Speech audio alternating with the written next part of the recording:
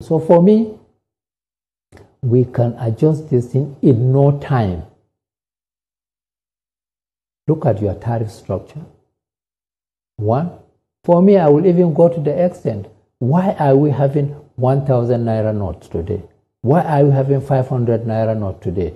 Why are we having 200 naira today? Why are we having them? What for?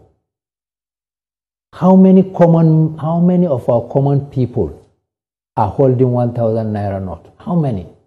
So you think reducing the value of the naira is an answer to the problem? So yes, I think the naira is undervalued. Let us find how we can revalue our naira. And we can revalue our naira by attacking, what do you call it? If it means we can go into quota system, let it be.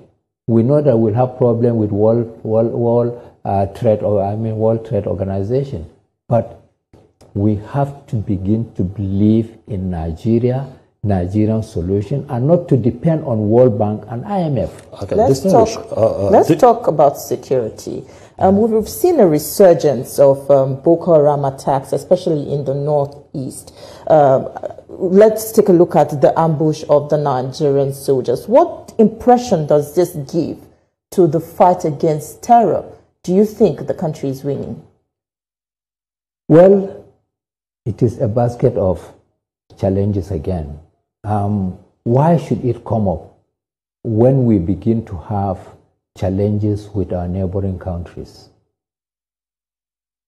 At the same time, we have challenges with our neighboring countries, and then we are, we are now appreciating, the foreign countries that they do not believe should remain with them. I was listening to someone say, who is financing this? You think this finance is coming locally? It's impossible. So there's foreign influence, is that what you're saying? Certainly there's foreign interest. And foreign interest because we have what? We have interest in our economic substructure. But that is the issue. At the bottom of these economic issues, you talked about capacity of Trump when he said he's going to increase his tariff. But whichever way, we need to improve our productivity. Agric is one way to go. You're from the north. The north is solid when it comes to agriculture. Does it bother you that we've not challenged ourselves enough to increase our production and also improve on the value chain, adding value to what we produce? Is that not a narrative we should begin to push to our leaders? Well, certainly. I was listening to the Honorable Minister of Agriculture who was talking about they are going to import about 4,000 tractors. I feel that should not be the direction in which we should go. Now, how many of our common people will have access to the tractors?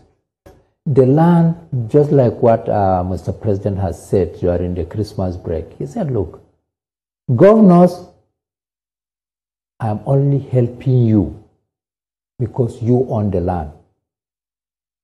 So if governors own the land, so governors must stand up, and that is why the issue of what I call consultative and cooperative federalism will come into play.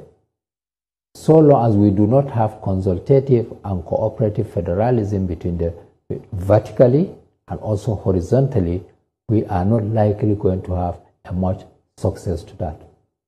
So certainly, value chain, no doubt about it. We need to boost our production, but how can we do that? How? We are not producing fertilizer, we are importing fertilizer, we are importing inputs.